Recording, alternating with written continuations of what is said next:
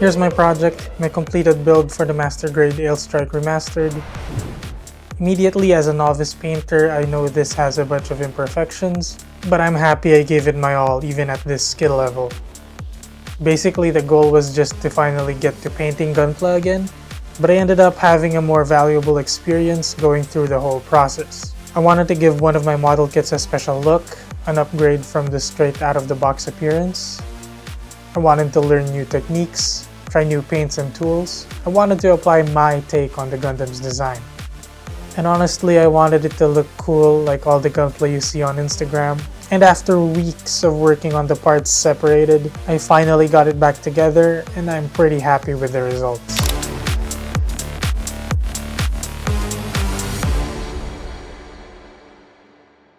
Hey everyone, I just want to start this video by saying this is by no means a tutorial. I'm not an award-winning builder, and it was the first time I used a lot of the techniques and methods for this build. I just want to share my experience and maybe inspire any hesitant beginner watching this, because I think this hobby is a lot of fun. You'll never know how a paint job will turn out if you never try. But to at least make this video a bit more helpful than just a motivational message, I'll be mentioning the kit, the paints, tools and techniques I used for the build. Disclosure, Gallery sent me the majority of the supplies I used for this project, like the Kaleido Colorworks 24 Mecha Colors set, the Swallowtail airbrush, as well as the primers and varnishes. I have a link to their website and a 10% discount code in the description if you're interested. But for now, let's get to the build. Getting back to painting after years away from the hobby felt very daunting. I didn't know what kit I wanted to work on as a warm-up. At first, I wanted to find an entry grade or SD, so I didn't have to worry about a huge part count, and I kind of felt a bit of pressure because a brand reached out asking for a review of their products. They're not sponsoring any of my content, and they didn't really give me a deadline for it. They just wanted to know what I thought of their stuff. So I pretty much had self-imposed pressure. Having that in the back of my mind wanted me to get a simple project done and over with. Unfortunately, I went to my local hobby shop and there were no entry grades or SDs. I didn't want to work on a high grade because usually high grades make me want to do a lot of masking for color variations. So I just thought, screw it. I recently snapped together the Aile Strike and it seems simple enough, so I'll go with that. So the Aile Strike Remastered. It's a great master grade. I think it serves as one of the best examples of a great looking model kit without having to be overly complex. Most of the parts have a good size to them, so it's very easy to work with if you have little experience in the hobby, or if you just have trouble working on tiny parts like me, because sometimes that can be a very uncomfortable time if the parts are always too small. Long story short, I like this model a lot, and I would recommend it to anybody interested in the Aile Strike design. I have a full review if you want to find out more. Now, painting the kit, I think a not so obvious step in painting gunpla is washing the parts. A couple of decades ago, it was common knowledge that model kits had this layer of lubricant on called mold release. So builders had to wash that off because primers and paints won't adhere well on the parts without washing. Nowadays, that isn't really much of an issue anymore. I do this just to make sure any oil or grime from my hands doesn't interfere with how well primers and paint attaches to the plastic. It's basically a me problem.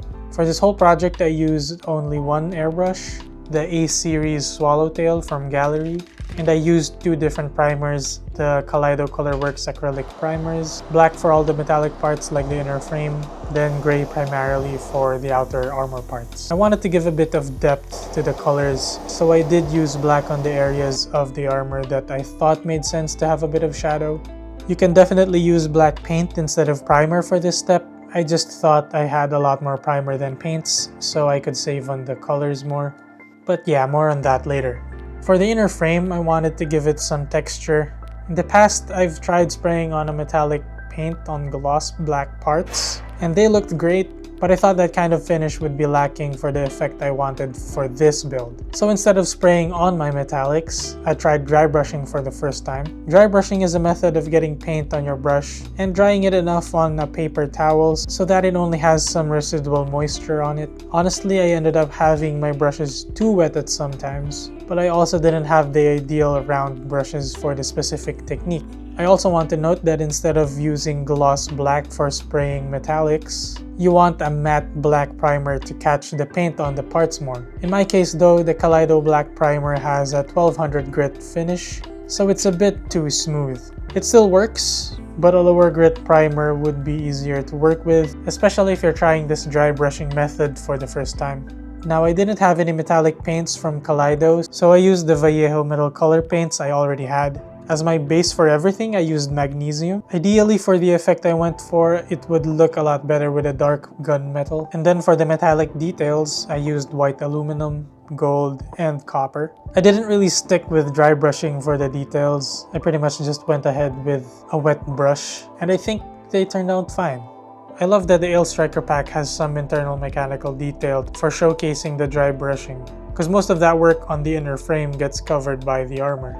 I do wish I had a more yellow gold though. Feels like that tone of gold would have a better visual pop than the one that I have. Now, to seal and protect all the metallic work, I used the Kaleido semi-gloss finish. I find that semi-gloss preserves the metallic look. I think full gloss on metallic paints just makes things look wet instead of having it look like actual metal. Now, moving on to the armor. Like I mentioned earlier, I did a base prime of gray with some shading of black. For the colors I picked out from the 24 Mecha Colors set, I used the cool white for the white armor, dark azure for the blues, bright red for the reds, sunset orange for the yellow V-fin accent, and armor carbon for the black parts of the backpack.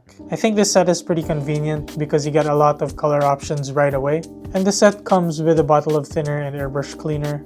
Pretty neat. Now back to the shading. This was kind of tricky for me because if I wanted to keep the shading, I needed to be careful not to color in the black primed areas too much. It was scary at first, but I got pretty used to it as I went along. From my experience, I think it helps to go look back on the parts you already colored in so you can match the coverage and have more consistent shading. And then after coloring, I used the Kaleido Gloss Varnish to protect the paint and give the parts an easier surface to use panel liners and decals on. I used Tamiya Panel Line Accent Black for the lines on the reds and blues. Then I didn't have any Tamiya Gray, so I just diluted the Kaleido Armor Gray. 3 parts thinner to 5 parts paint. I think this is a bit lighter than I wanted, but I didn't feel like changing it, so I went ahead and used it for the whole build. Then for decals, I used G Rework Water Slide decals. I think it's kind of annoying that it doesn't come with instructions. The prints have number labels, but they don't have a guide for where the corresponding decal is supposed to be on the kit. So you just have to use the images on this packaging or find some pictures online as reference. I know it's fun to be creative, but I just thought it was pretty inconvenient since I wasn't really in the mood to get all creative with decals, especially since my theme is just a variation of the original Gundam design.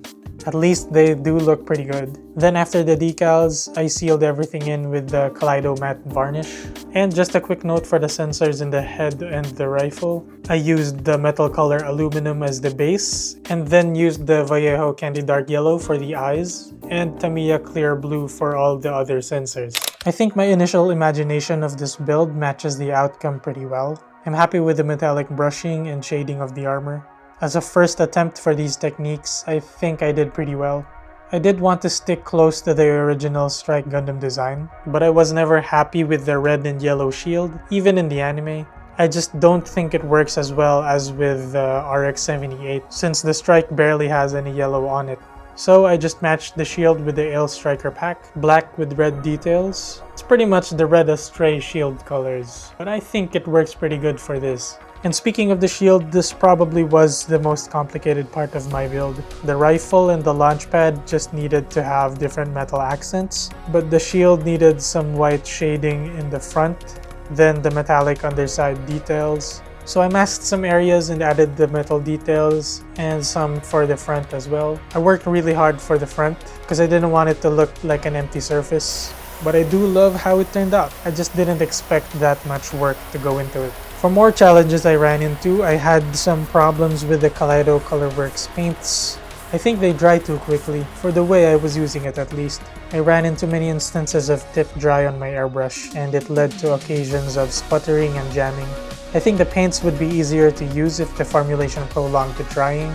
Gallery does sell a retarder thinner on their website, so I'll probably get myself some of that soon. I kinda just wish it also came with the 24 colors set. The bottle caps on the primers, varnishes, and mediums also tend to be messy when pouring. I asked Gallery about this, and they were already actually working on changing it to a nozzle type, even before I brought it up. But some problems with my own skill issues. I also got pretty careless at a lot of places. It's not really obvious, I think, especially looking from afar. But looking closer, there are a lot of areas with pooling, and it doesn't matter if it's color paint or just a varnish. I just have a lot of it all around the kit. And there are quite a lot of specks trapped in the paint too. I need to be more careful with airbrushing. Now, using the swallowtail airbrush was pretty fun. This is the first time I used this kind of triggered airbrush, and I say it's pretty comfy to use. I only ever used airbrushes with triggers on the top, and I think the biggest difference really is the comfort for long hours of airbrushing. So with the shading, it felt really cool. It made me feel very artsy to try and finesse the right amount of colors to spray over the shadows. I'll probably carry this over to a lot of my future projects. And yeah, I really want to get better at dry brushing. I only learned to use single color dry brushing for this project, but there's a step further into that with layering different tones. So now I'm really looking forward to getting brushes with those rounded bristles. Because as a beginner, I know it's not perfect, but this already looks really cool to me. So what more if I get even better? But overall, I really like how this turned out. It was scary thinking about all the different techniques I wanted to try, but after putting this kit back together painted, it makes me really excited to try those techniques again on other kits in the future. If you enjoyed this video or found it helpful, please leave a like below. If you want to see more model kit builds and reviews like this, don't forget to subscribe and turn on that notification bell. If you want to chat with fellow builders, we have a Discord server where we share our builds and stuff. We got some new builders, some seasoned builders. It's a place you can interact with cool people. The Discord link is down in the description. If you want to support the channel more, thank you. Channel memberships are now open, and there's a link to my Patreon page down in the description as well. And lastly, special thanks to Gallery for reaching out and letting me try their products. Check out their website and use my code to get 10% off if you want to try their products for yourself. That's it for this video. Thanks for watching, and I will see you in the next one.